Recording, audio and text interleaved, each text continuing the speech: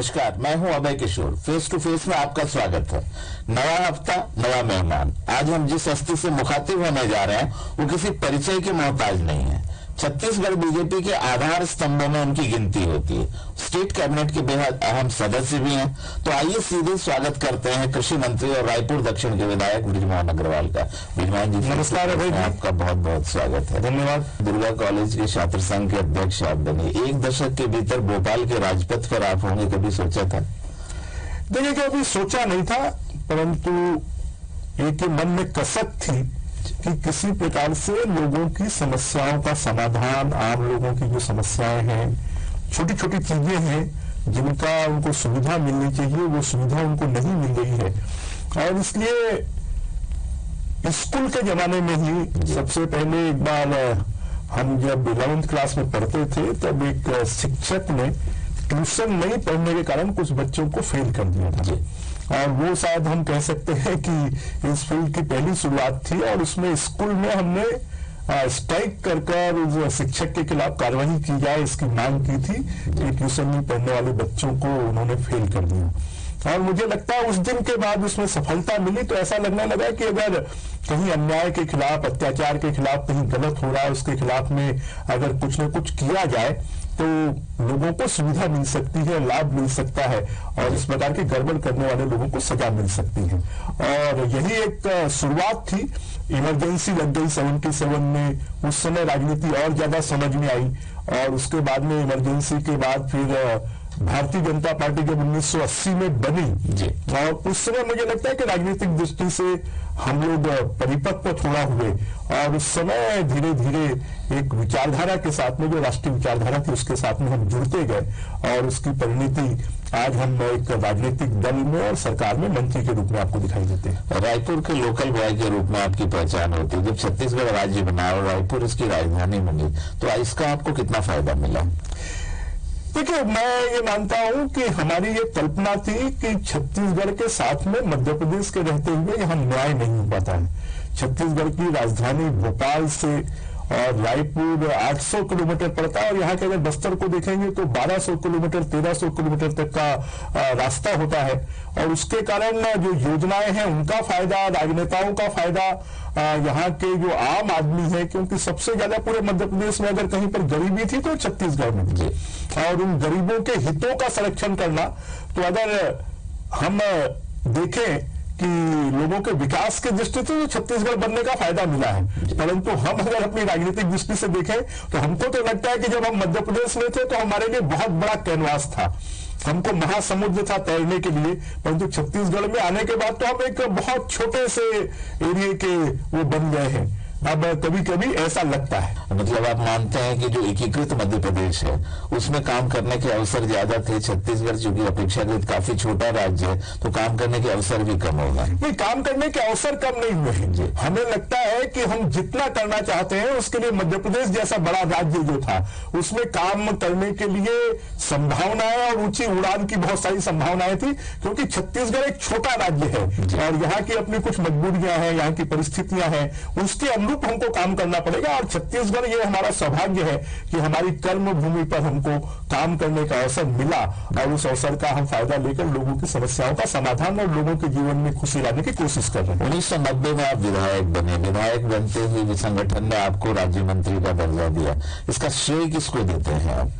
इसका श्रेय मैं देता हूं कि हमारे भारतीय जनता पार्टी के नेता और कार्यकर्ताओं को मैं देता हूं। एक हमारे यहाँ पर संगठन मंत्री हुआ करते थे गोविंद सारंग जी, जो लोगों को अच्छे तरीके से पहचानते थे। उस समय के नेता होते थे सुंदरलाल पटवा जी, कैलाश जोशी जी, और हमारे संगठन के पितृ पुरुष हुआ करते थे कुशाभाऊ ठाकरे।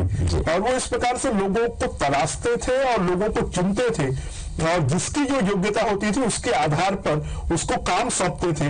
तो इसका श्रेय मैं तो छत्तीसगढ़ की, रायपुर की जनता को और पार्टी के नेताओं को, जैसे गोविंद सारंग जी जैसे संगठन मंत्री जिन्होंने, पटवा जी जैसे नेता जिन्होंने हमको तराशा और कुशाभाऊ ठाकरे जैसे व्यक्ति जिन्होंने हम लोगों को संगठन के रास्ते पर चलने का मार्ग सिखाया, इन लोगों को हम याद करना चाहते हैं। आपने सुंदरलाल पटवा की चर्चा की। सुंदरलाल पटवा जैसे कद्दावर मुख्यमंत्री के साथ काम करने का मौका, आपको काफी युवा अवस्था में मिला, तो आपकी राजनीतिक सोच और दिशा निर्धारण पर इसका क्या असर पड़ा? देखिए, बहुत बड़ा असर पड़ा। हमको इतना सीखने को मिला। हमें याद है कि सुंदरलाल पटवा जैसे कद्दावर नेता, वो कभी अगर आप गलती करें तो बोलते नहीं थे। अगर उन्होंने एक शब्द भी बोल दिया तो कभी कभी तो ऐसा लगता था कि मालूम नहीं हमने क्या कर दिया। तो उस समय आदमी बहुत सुचिता के साथ में, बहुत समझ के साथ में और बहुत ईमानदारी के साथ में काम करता था, क्योंकि उन नेताओं ने भी बहुत सुचिता के साथ में, संघर्ष के साथ में और ईमानदारी के साथ में काम किया है। तो उन नेताओं के साथ काम करने के बाद तो ऐसा लगता है कि आजकल तो उनकी बराबरी के नेता बचे ही नहीं है। उस जमाने में जो सीखने मिलता था छोटी छोटी बातों पर, कि अगर हम विधानसभा में कभी बेमतलब खड़े हो गए तो टोक देते थे, देखो नहीं, ऐसे समय पर नहीं खड़ा होना चाहिए। अगर कभी विधानसभा में हमने कुछ गलत बात बोल दी तो टोकते थे कि नहीं, ऐसा नहीं करना चाहिए। अगर हम विधानसभा में 5 मिनट लेट हो गए तो हमारा नाम नोट होता था और रात को फोन आता था, क्यों आज विधानसभा में 5 मिनट लेट क्यों आए। अगर हम अच्छा काम करते थे, विधानसभा में अच्छा जवाब दिया, तो उनका फोन आता था कि आज तुमने बहुत अच्छा जवाब दिया। कभी हमने लंबा भाषण दे दिया तो नहीं, अभी तुमको सीखना है, अभी तुमको बड़े नेताओं के साथ में मुजोरी नहीं करना चाहिए। तो वहां पर जो सीखने मिलता था, आज अगर हम जो कुछ है हम ये कह सकते हैं कि इन नेताओं के कारण ही है कि उन्होंने उंगली पकड़कर राजनीति का कैफे हमको सिखाया और राजनीति में चलना सिखाया। 1990 से आप लगातार चुनाव जीतते आ रहे हैं, हर बार आपकी जीत का अंतर बढ़ता जाता है, लेकिन कहते हैं कि आपकी जो राजनीतिक कुशलता है उसके बजाय कमजोर प्रतिद्वंदियों को इसका श्रेय जाता है। आप कैसे डिफेंड करेंगे? देखिए, मैं ये नहीं मानता। मैं ये मानता हूं कि अगर आदमी ईमानदारी के साथ में, जिन लोगों ने आपको अपना नेता बनाया, जिन्होंने आपको वोट दिया है, उनको इस बात का एहसास होना चाहिए कि आप ईमानदारी के साथ में उनकी सेवा करने की कोशिश कर रहे हैं। जब आपकी ईमानदार कोशिश होगी तो लोग भी आपके साथ जुड़ेंगे। अगर आपकी कोशिश ईमानदार नहीं होगी, क्योंकि आज के समय पर आप ये अगर माने कि कोई गरीब है, कोई अनपढ़ है, वो किसी बात को समझता नहीं है। हम लोगों ने भारत के लोकतंत्र में, छत्तीसगढ़ के लोकतंत्र में देखा है कि जनता जब सबक सिखाना चाहती है वो सबक सिखाती है।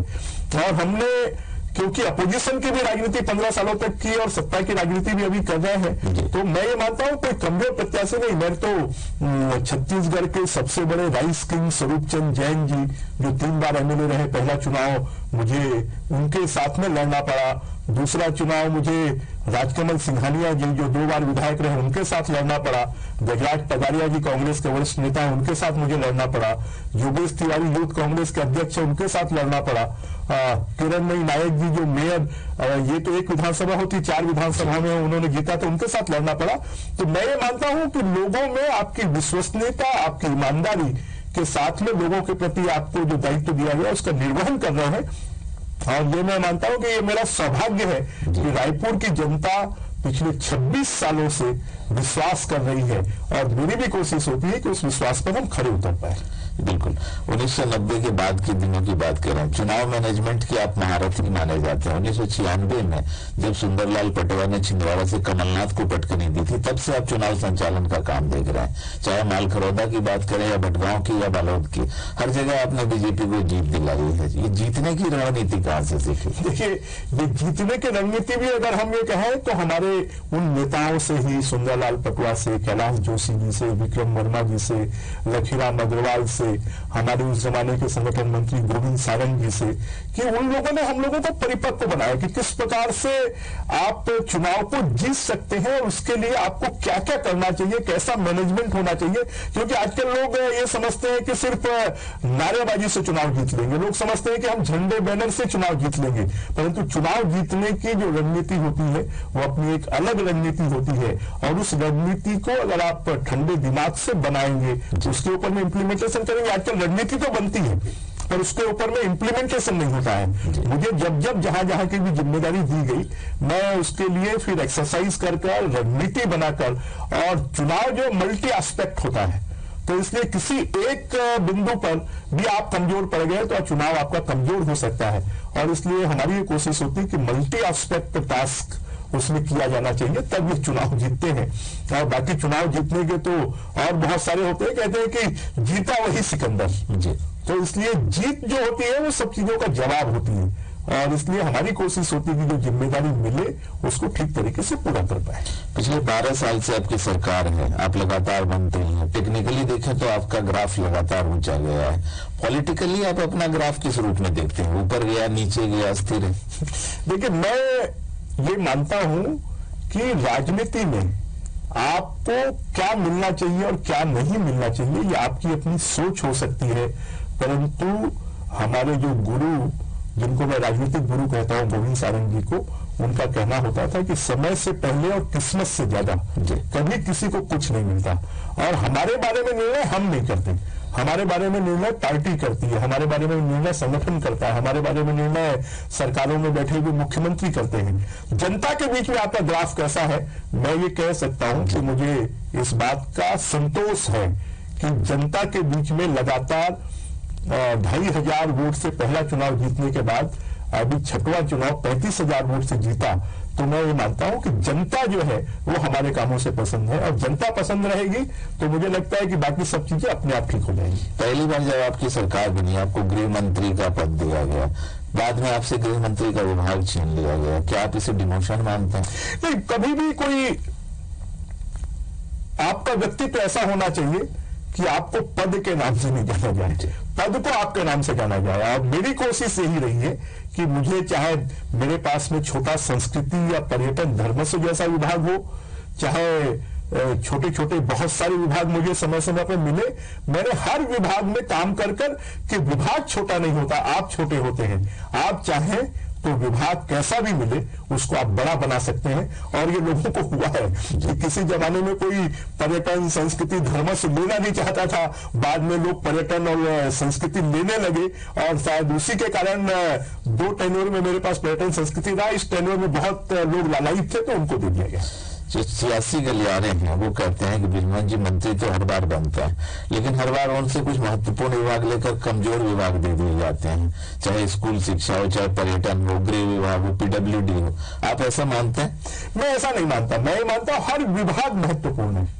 विभाग में आपका सोच और काम करने का तरीका, क्योंकि जितने भी विभाग बने हैं वो जनता की भलाई के लिए बने हैं, प्रदेश की भलाई के लिए बने हैं, और इसलिए कोई विभाग छोटा बड़ा नहीं होता। विभाग में आप काम कैसा करते हैं वो छोटा और बड़ा होता है। और मेरी कोशिश यही होती है कि मैं सबका सहयोग लेकर, सबको साथ में लेकर, और विभाग में अच्छा से अच्छा काम कर पाऊं और उस विभाग का नाम कर पाऊं, मेरी ये कोशिश होती है। बृजमोहन जी से फेस टू फेस में ये चर्चा जारी रहेगी। वो अभी वक्त है एक छोटे से ब्रेक का, कहीं जाइएगा मत।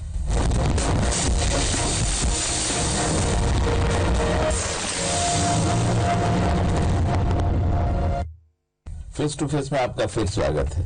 छत्तीसगढ़ राज्य बनाने के लिए जो विधानसभा में प्रस्ताव आया, तो छत्तीसगढ़ के किसी भी विधायक ने वो प्रस्ताव नहीं रखा। वो प्रस्ताव रखा गोपाल परमार ने, जो कि छत्तीसगढ़ में नहीं रहे।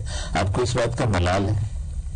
देखिए, मलाल नहीं, भारतीय जनता पार्टी ने ही उस प्रस्ताव को रखवाया था कि छत्तीसगढ़, और हम लोगों ने ही उस प्रस्ताव को रखवाया था, क्योंकि उस समय छत्तीसगढ़ के ही बहुत से नेता उस प्रस्ताव के विरोध में थे, और मध्य प्रदेश के तो अधिकांश नेता विरोध में थे, और इसलिए हमने उस प्रस्ताव को रखवाया। और उस प्रस्ताव में अगर आप देखेंगे कि छत्तीसगढ़ राज्य का जो प्रस्ताव आया, उसमें अगर आप हम लोगों का भाषण देखेंगे तो आपको समझ में आ जाएगा कि छत्तीसगढ़ राज्य बनाने के लिए भारतीय जनता पार्टी के लोगों ने कितना ज्यादा लालायित और उसके लिए कितने स्टेप्स उठाए।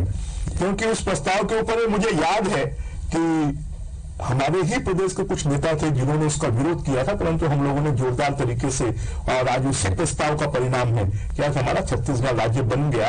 और छत्तीसगढ़ राज्य बनाने में हम लोगों ने जो योगदान दिया है, भारतीय जनता पार्टी के लोगों ने, चाहे वो अटल जी को कन्विंस करने की बात हो, चाहे विधानसभा में प्रस्ताव पारित करने की बात हो, चाहे इसके लिए जो आंदोलन चले उसमें सहयोग और साथ देने की बात हो, तो मुझे लगता है इसका हमें छत्तीसगढ़ राज्य बनने का मलाल नहीं, हमें खुशी है। छोटे राज्यों की बात की जाती है तो कहते हैं कि उस इलाके के जो मूल लोग हैं, चाहे आदिवासी हो, वहाँ के स्थानीय निवासी हो, जो प्रॉपर पार्टिसिपेशन जिनका नहीं हो पाता, उनके पार्टिसिपेशन के लिए, उनके हाथों में नेतृत्व देने के लिए, उनको सुधारने और उनको सिखाने के लिए, जो राजनीतिक कौशल है वो सिखाने के लिए राज्यों का गठन किया जाता है।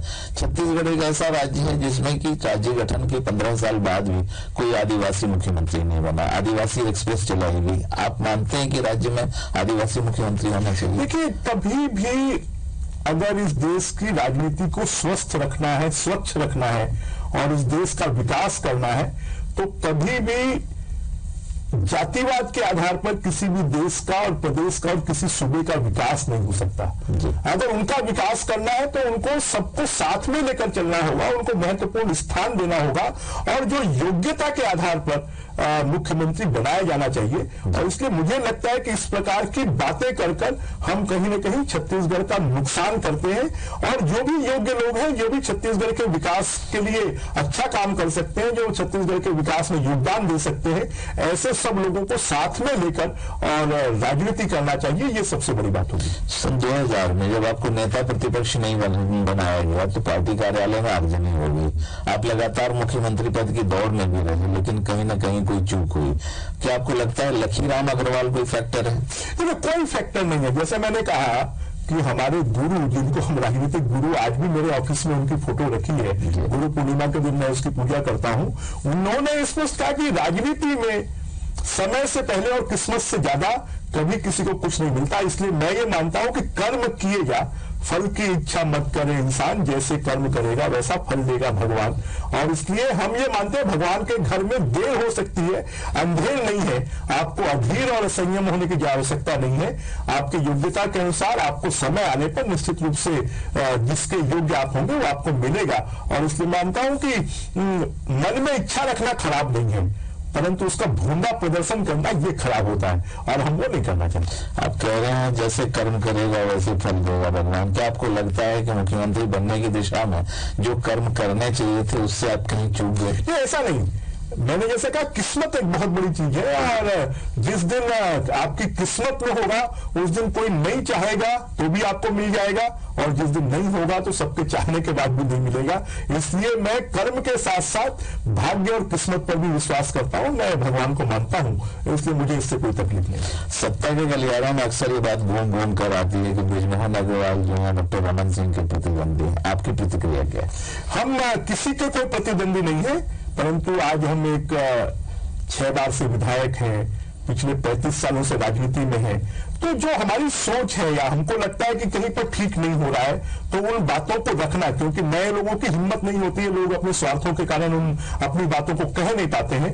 तो उनका प्रतिनिधित्व कर जहां पर भी ऐसा लगता है कि ये सही नहीं हो रहा है, कहीं गलत हो रहा है, ऐसा होना चाहिए, तो उन बातों को हम रखते हैं। एक राजनीति में दुर्भाग्यजनक स्थिति पैदा हो गई है। किसी समय पर जब सुझाव देते थे तो लोग उसको मानते थे, जब विरोधी का भी अपना सम्मान करते थे। आज तो सुझाव देना विरोध हो गया है और विरोध करना दुश्मनी हो गई है। तो राजनीति में ये भावना नहीं होनी चाहिए। विरोध को भी अच्छे तरीके से स्वीकार करना चाहिए और जो सुझाव होते हैं उनका सम्मान करना चाहिए। छत्तीसगढ़ के बारे में कहा जाता है कि छत्तीसगढ़ की ब्यूरोक्रेसी उसकी पॉलिटिक्स पर हावी हो गई है, जो उसका राजनीतिक नेतृत्व है उसको ब्यूरोक्रेसी चला रही है। आप इसको कितना सही मानते हैं? देखिए, मैं ये मानता हूं कि एक सीमा ब्यूरोक्रेसी और राजनीतिक नेतृत्व की है। ब्यूरोक्रेसी को अपनी सीमाओं को और राजनीतिज्ञों को अपनी सीमाओं को समझने की आवश्यकता है। और जिस समय ब्यूरोक्रेट्स एक समय के लिए तो हावी हो सकते हैं, परंतु लंबे समय के लिए वो हावी नहीं हो सकते। और इसलिए ब्यूरोक्रेट्स अगर अपनी सीमा समझकर काम करेंगे तो मुझे लगता है ऐसा विरोधाभास कभी पैदा नहीं होगा। अच्छा, आपकी पार्टी चौथी बार सत्ता में आई तो आप मुख्यमंत्री पद के दावेदार होंगे? देखिए, दावेदार होना नहीं होना यह हाइपोथेटिकल बात है। मैंने जैसा पहले भी कहा और फिर से मैं इस बात को कहता हूं कि अगर हमारी किस्मत में होगा और हमारे बारे में निर्णय हम नहीं करते, पार्टी संगठन करता है, वो जो निर्णय करेगा वो हमको स्वीकार होगा। राजधानी क्षेत्र से 2 कद्दावर मंत्री यहाँ सरकार में हैं, एक आप खुद हैं, दूसरे राजेश मूणत हैं। राजेश मूणत से आपके रिश्तों के बारे में कहा जाता है कि थोड़ी तलखी है, क्या सच है? देखिए, राजेश मूणत जी बहुत जूनियर है और राजेश मूणत जी के साथ में मेरा कोई कंपटीशन नहीं है, मेरी कोई तलखी नहीं है। ये तो मीडिया का बनाया हुआ है और ये राजनीति में इतना तो होना ही चाहिए। अगर इतना नहीं होगा तो मुझे लगता है लोगों को भी मजा नहीं आएगा और शायद मीडिया के लिए भी समाचार नहीं बनेंगे। छत्तीसगढ़ जैसे संतोषी राज्य में किसान आत्महत्या करने को मजबूर हो गए, आप इस स्थिति को कैसे देखते हैं? देखिए, मेरा ये मानना है एक भी किसान का आत्महत्या करना ये हम सबके लिए खेद और दुख की बात है। परंतु मैं ये नहीं मानता है कि किसानों ने जो आत्महत्या की है वो खेती किसानी के कारण की है, क्योंकि जब आंकड़े आते हैं तो उन आंकड़ों में कितने व्यवसायियों ने आत्महत्या की, कितने व्यवसायी किसानों ने आत्महत्या की, कितने छात्रों ने आत्महत्या की, कितने अनुसूचित जाति के लोगों ने आत्महत्या की, कितने अनुसूचित जाति के लोगों ने आत्महत्या की, ऐसे आंकड़े आते हैं। परंतु खेती किसानी के कारण में या खेती किसानी की दिक्कतों के कारण में हमारे तो ये सबको कि अगर किसी को भी, किसी किसान को खेती किसानी से संबंधित किसी भी मामले में अगर तकलीफ है तो सीधे वो मुख्यमंत्री जी से मिल सकता है, मुझसे मिल सकता है, हमारे अधिकारियों से मिल सकता है, अपने आवेदन दे सकता है। छत्तीसगढ़ के किसानों को किसी को भी खेती किसानी को आधार के पर आत्महत्या करने की आवश्यकता नहीं है। सरकार बहुत संवेदनशील है, उनके लिए पूरे साधन और सुविधाएं हैं और कहीं नियमों से बेअंग जाकर भी हमको कुछ सहायता करने की आवश्यकता पड़ेगी। अगर कोई परेशान किसान है, दुखी किसान है, तो उसकी हम सहायता करेंगे। इसलिए मैं छत्तीसगढ़ के सब किसानों को आपके इस कार्यक्रम के माध्यम से अभी भी आग्रह करना चाहता हूं कि छत्तीसगढ़ में किसी किसान को आत्महत्या करने की आवश्यकता नहीं है। अगर वो तकलीफ में है तो आए, उसकी तकलीफ को हम दूर करेंगे। राज्य के बारे में कहें तो धान उसकी सबसे बड़ी फसल है। धान के कटोरे के रूप में इतने समय से विख्यात है। क्या आपको लगता है कि राज्य में जो फसल चक्र परिवर्तन है वो सही दिशा में जा रहा है? हमें फसल चक्र परिवर्तन की दिशा में जितना काम करना चाहिए था हम कर पाए? देखिए, फसल चक्र परिवर्तन कभी भी दबाव से नहीं होता। फसल चक्र परिवर्तन जोर जबरदस्ती से नहीं होता। हमको किसानों को इस बात को बताना पड़ेगा, उनको दिखाना पड़ेगा और उनको अनुभव करवाना पड़ेगा कि किस प्रकार से वो आज जो धान की एक फसल लेते हैं वो 2 फसल ले, वो 3 फसल ले, वो धान की फसल के साथ साथ में सब्जी की फसल ले, दलहन की फसल ले, तिलहन की फसल ले, पशु पालन करें, मछली पालन करें, मुर्गी पालन करें और उस दिशा में लगातार हम बढ़ रहे हैं। आज हमारे छत्तीसगढ़ में किसी जमाने में 1 लाख हेक्टेयर में दलहन तिलहन होता था, आज वो बढ़कर 4 लाख हेक्टेयर में दलहन तिलहन होने लगा है। किसी समय पर हमारे यहाँ 50,000 टन बीज सिर्फ तैयार होता था, आज 9 लाख टन बीज तैयार होने लगा है। किसी जमाने में हमारे यहाँ सिर्फ 10,000 टन सब्जी भाजी पैदा होती थी, आज 8 लाख टन सब्जी भाजी पैदा होने लगी है। तो धीरे धीरे हमारा किसान अवेयर हो रहा है सरकार की योजनाओं से, सरकार की सहायता से और सरकार के मार्गदर्शन में लगातार। और मैं तो ये मानता हूं कि किसान स्वयं वैज्ञानिक है और अब हमारे किसानों के जो पढ़े लिखे लड़के आ रहे हैं, जहां पर भी पढ़े लिखे लड़कों ने खेती के काम में जुड़े हैं, उन्होंने खेती को उन्नत बनाया है। तो मैं तो ये चाहूंगा कि हमारे किसानों को जो पढ़े लिखे लड़के हैं अब अपने लड़कों को भी उन्नत खेती की तरफ प्रवृत्त करना चाहिए। तो वो छत्तीसगढ़ के लिए भी और किसानों की आर्थिक स्थिति अच्छी बनाने के लिए भी बहुत अच्छा होगा और इस दिशा में धीरे धीरे काम चल रहा है। पिछले कुछ समय से छत्तीसगढ़ में अगर देखें तो नई चीज फसलें भी होने लगी, स्ट्रॉबेरी की खेती होने लगी है, चाय की खेती भी जसपुर के इलाके में शुरुआत उसकी हुई है। पत्थलगांव टमाटर के लिए पहले से मशहूर है। दक्षिण ब्रज के इलाके की बात करें तो सीताफल वहां का बहुत फेमस है। ये तमाम जो फसलें हैं इनका लाभ किसान को तब मिल पाएगा जब फूड प्रोसेसिंग यूनिट्स स्थापित हो, लेकिन लगता है कि फूड प्रोसेसिंग यूनिट्स जितनी मात्रा में होनी चाहिए उसका अभी तक कोई पूरा स्थापित नहीं कर पाई है सरकार। इसके बारे में आपकी सरकार की कोई योजना? निश्चित रूप से अभी आप देखेंगे कि सरकार ने समझौता कर और 2 फैक्ट्रियां मक्के से स्टार्च बनाने की और बस्तर में लग रही है, एक फैक्ट्री राजनांदगांव में लग रही है, एक बिलासपुर में लग रही है। और आने वाले समय में, आज के समय पर हमारा किसान जो भी ऐसी फसलों को पैदा कर रहा है, ये फसलें आज अच्छे रेट में, जैसे सरगुजा से आलू और प्याज, ये पूरा यूपी और बिहार जा रहा है।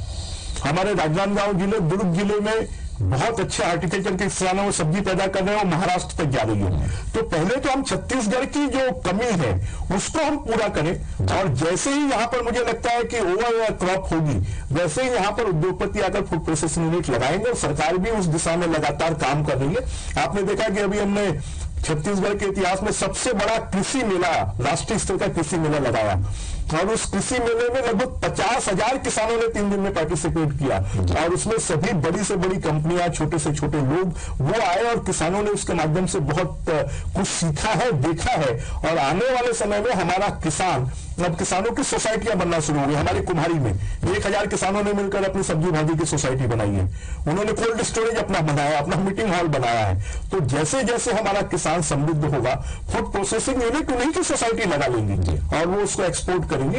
तो इस दिशा में सरकार भी पूरी तरह अब फूड प्रोसेसिंग पॉलिसी छत्तीसगढ़ राज्य सरकार ने बनाई है और उस पॉलिसी के तहत फूड प्रोसेसिंग यूनिट को हम प्रोत्साहित कर रहे हैं। आप जब मध्य प्रदेश में ट्रेवल करते हैं तो जो चीज आपका ध्यान खींचती है वो वेयर हाउसेज की श्रृंखला।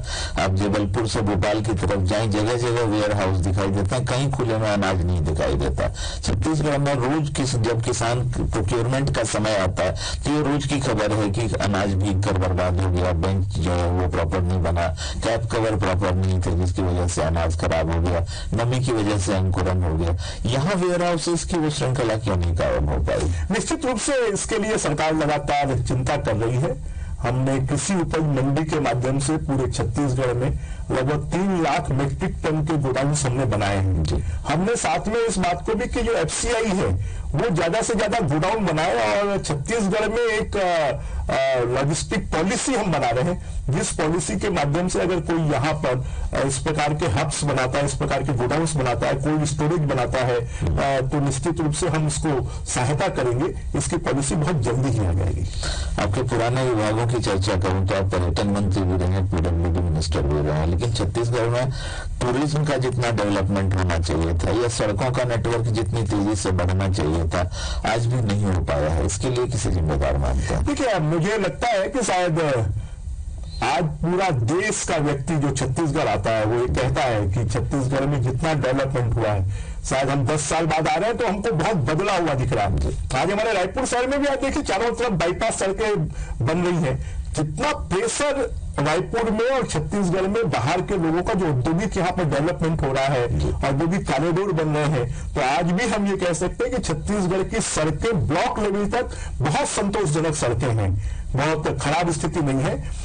पर्यटन की दृष्टि से भी आज जो हमारी लॉजिस्टिक जो जरूरी चीजें थी कि हमारे पर्यटन स्थलों पर लोगों के रुकने के लिए, लोगों के खाने के लिए, लोगों के पानी पेशाब के लिए जगह नहीं थी, आज लगभग सब जिलों में इंफ्रास्ट्रक्चर तैयार हुआ है। परंतु एक छत्तीसगढ़ के साथ में थोड़ा सा माइनस पॉइंट है कि नक्सल के नाम से लोग छत्तीसगढ़ को जानते हैं, और उसके कारण लोग ये सोचते हैं कि रायपुर एयरपोर्ट पर उतरेंगे तो कोई नक्सलवादी बंदूक लेकर मिलेगा। तो लोगों की इस भावना को तोड़ना पड़ेगा, और टूरिज्म एक दिन में नहीं बढ़ता है। अगर आप देखें देश का इतिहास, पूरे विश्व का इतिहास, तो आज राजस्थान के पीछे हजारों साल का इतिहास है। अगर आप उत्तराखंड को देखें तो हमारी धार्मिक नगरी आज से भी पौराणिक काल से, अगर केरल को हम देखें तो उनके पास में समुद्र जो है वो बहुत लंबे समय से है। तो टूरिज्म एक साल में नहीं, टूरिज्म इन्वेस्टमेंट होता है, और 50-100 साल में जाकर टूरिज्म का बढ़ावा होता है। तो उस तरफ हमारी सरकार का जितना ध्यान होना चाहिए, निश्चित रूप से आज भी हमारी वो लो प्रायोरिटी में है। जिस दिन वो हाई प्रायोरिटी में आ जाएगा तो छत्तीसगढ़ टूरिज्म के मामले में बहुत अच्छी स्थिति में आएगा। और अभी नितिन गडकरी जी के साथ में केंद्रीय मंत्री बनने के बाद उन्होंने लगभग 40,000 करोड़ रुपए छत्तीसगढ़ के रोड नेटवर्क के लिए देने के लिए कहा है। तो मुझे लगता है कि उसके बाद छत्तीसगढ़ रोड के मामले में भी सबसे ज्यादा समृद्ध राज्य हुआ। आप छत्तीसगढ़ के सबसे अनुभवी मंत्रियों में से हैं, आपने दोनों राज्यों की राजनीति की है, मध्य प्रदेश की भी की, छत्तीसगढ़ की भी कर रहे हैं। आपने नक्सलिज्म को पनपते भी देखा है, पैदा होते भी देखा है, जड़ें जमाते भी देखा है। नक्सलवाद का खात्मा कैसे होगा, आपकी सोच क्या है? देखिए, सबसे पहले तो हमको ये तय करना होगा कि नक्सलवाद है क्या। क्या हम उसको सामाजिक आर्थिक गतिविधि मानते हैं, या फिर हम उसको लॉ एंड ऑर्डर का मामला या आतंकवादी गतिविधि मानते हैं। तो अभी तक लोगों का ये संशय में रहना कि वो सामाजिक आर्थिक है या लॉ एंड ऑर्डर का मामला है, हमको उसको तय करना होगा। और ये जो नक्सलवाद है ये सिर्फ छत्तीसगढ़ राज्य की समस्या नहीं है, देश के 12 राज्य, देश के लगभग 18 करोड़ पॉपुलेशन, और देश के लगभग 100 से ज्यादा जिलों में ये नक्सलवाद प्रभावित है। और इसको ये जब तक हम ज्वाइंट एफर्ट, ज्वाइंट पॉलिसी और ज्वाइंट कमांड, और इसके लिए मुझे लगता है कि नक्सलवाद के लिए एयर सपोर्ट भी सबसे ज्यादा जरूरी है उसको समाप्त करने के लिए। क्योंकि जब जो नक्सलवादी है वो कोई बहुत आइडेंटिफाई नहीं होते, वो एक आम नागरिक की तरह रहते हैं, और वो लोगों में भय पैदा कर और लोगों को अपने साथ में लेकर ये गतिविधियां करते हैं। तो वो राष्ट्र विरोधी है, वो हमारे संविधान पर विश्वास नहीं करते, वो हमारे झंडे पर विश्वास नहीं करते, वो हमारे कानून पर विश्वास नहीं करते। तो जब तक हम इसको, ये किसी एक राज्य की समस्या नहीं, ये राष्ट्रीय समस्या है, और इसको राष्ट्रीय समस्या मानकर उससे निपटने के लिए जो उपाय किए जाने चाहिए, अभी आदरणीय नरेंद्र मोदी जी की सरकार के आने के बाद उसके लिए एफर्ट शुरू हुए और उसका परिणाम भी आप देख रहे हैं कि नक्सलवादी गतिविधियों में कमी आई है। तो जब तक इसको राष्ट्रीय समस्या मानकर सब राज्यों का joint effort, joint command, joint policy के तहत इसके समापन का मुद्दा नहीं उठाया जाएगा, कार्रवाई नहीं की जाएगी, तब तक इतना आसान नहीं है इससे मुक्ति मिलना। छत्तीसगढ़ आजकल टेप पॉलिटिक्स के लिए बड़ी चर्चा में है। पूरा देश आजकल यहाँ जारी होने वाले टेप की तरफ देख रहा है। अंपायर टेप कांड को लेकर बीजेपी पर भी कुछ उंगलियां उठी हैं। आपको क्या लगता है, बीजेपी को इससे कोई नुकसान हुआ? देखिए, मैं मानता हूँ ये कांग्रेस का अंदरूनी मामला है और कांग्रेस के लोग एक दूसरे के लिए सीधी खेल रहे हैं और उससे बीजेपी को और हमको कोई चिंता करने की आवश्यकता नहीं है। वो आपस का मामला है, आपस में ही वो निपटे तो ज्यादा बेहतर है। फेस टू फेस में अभी वक्त है एक और छोटे से ब्रेक का। हमारी चर्चा जारी रहेगी, कहीं जाइएगा मत।